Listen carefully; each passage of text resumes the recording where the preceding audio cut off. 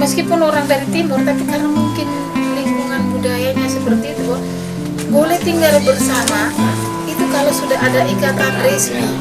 Nah, kalau kami di sini sedikit lain. Ya deh. Yang penting sudah mau sama mau atau orang tua sudah baku tahu, mereka boleh kok tinggal bersama. Kadang kalau ada berkat, coba lihat kalau kita berkat nikah di sini ada yang sudah, kadang ada yang sudah punya cucu baru diberkat secara gereja. Ini tokoh agama sudah sering-sering buat pertemuan diundang. Yang datanya yang punya kepedulian itu 1-2 orang itu saya, tapi kebanyakan yang punya kos tidak hadir karena di sana romo deken dari pemerintah ini tekankan bahwa kalau putri kos putri ya putri semua, kalau yang kos putra semua. Tapi kan sampai saat sekarang hanya 1-2 saja yang seperti itu, masih kebanyakan yang campur. Kalau ada aturan yang ini yang mengikat, ada sanksi, saya pikir mereka akan takut. Iya, perde saja. Itu dari selalu saya omong itu, kalau terlalu luas, terlalu setengah mati istilahnya di sini untuk buat perda. Coba kita peraturan desa perde saja mengatur tentang ini. Aborsi pernah dengar mungkin mahasiswa dari Beli itu dia aborsi sampai pernah sih, tapi tidak dilapor atau tidak, malah mungkin terkesan di memang kenyataan di koran kok ada. Tapi setelah itu hilang, tidak ada jejak. Itu mungkin karena itu kendalanya itu saat itu tidak ada aturan yang mengikat. Kalau ada aturan, saya pikir mereka juga, kalau ada ini aturan pasti sepeda terlalu luas, sepeda saja. Ini kan satu desa saja. Tapi sebaiknya beda karena posisi ini sekarang sudah berubah, juga sudah berubah. Belum pernah ada sih yang membuat khusus untuk membuat seperti itu. Apalagi ini dulu awal-awal itu di sini bilang ada beberapa yang terjangkit HIV. Lalu itu pernah dulu, tapi kita kan tidak tahu juga tuh. Kita tidak periksa, kita tidak tahu pasti, hanya isu-isu saja. Belum terlalu banyak orang yang punya kepedulian, apalagi pemerintah daerah.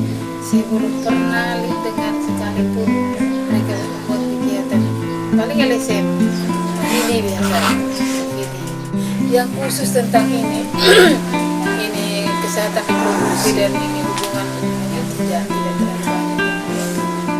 Sini organisasi kemahasiswaan per kecamatan dari Belu dan itu semua 24 kecamatan itu 24 organisasinya. Terus yang dari tambah juga Belu ada OKP nasional kayak GMNI, BMKRI itu ada. Nah ini yang saya lihat mulai berubah. Itu ketika organisasi-organisasi itu terbentuk, selalu buat kegiatan, selalu buat pembinaan, itu sedikit-sedikit mulai. Tapi ini peran antara lain itu berperan untuk supaya bina itu adik-adik yang masih kecil, adik-adik yang datang dari tamat SMA itu mereka merasa bebas. Nah, tugas kamu itu panggil mereka duduk, foto bersama, minum kopi bersama. Tapi mereka selalu buat kegiatan khusus untuk seks dan kesehatan reproduksi ini jarang ada, tapi jarang. Itu saya selalu bilang di adik-adik itu coba masukkan itu materi. Ini kalau namanya miras ini, kami di sini nih kalau adat ini, kalau ada pesta adat atau acara itu pasti harus ada miras. Itu pergi undang orang juga kasih duduk sini pinang dan miras.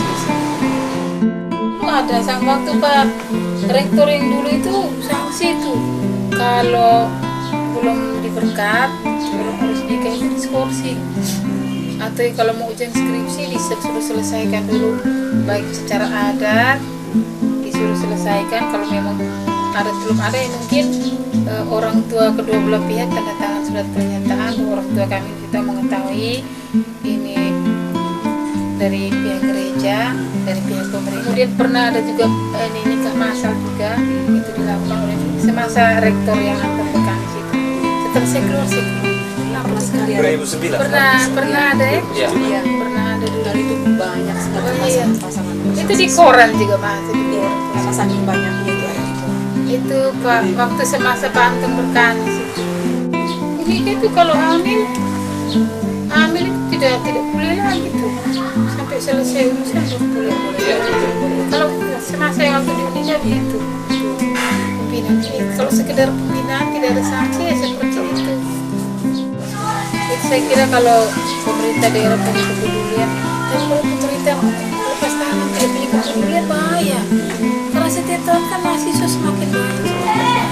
Ini mereka selalu buat kegiatan. Saya arahkan kalau mereka buat kegiatan di sini supaya saya bisa hadir, dan pada saat itu biasanya mereka minta saya untuk kasih sambutan atau nasihat. Nah itu saya dorong. Kadang mereka karena di dalam ada taman bacaan, mereka ada selama ini saya jalankan karena saya punya program, saya punya LSM ini. Jadi itu saya satukan dengan mereka. Ketika mereka buat kegiatan, saya arahkan di sini saja supaya saya bisa omong sedikit, untuk kita bisa diskusi seperti apa. Saya bisa fasilitasi. Jadi saya berterima kasih tuh. Nanti baru saya kasih ibu camat atau ibu bapak desa supaya mereka juga bisa hadir.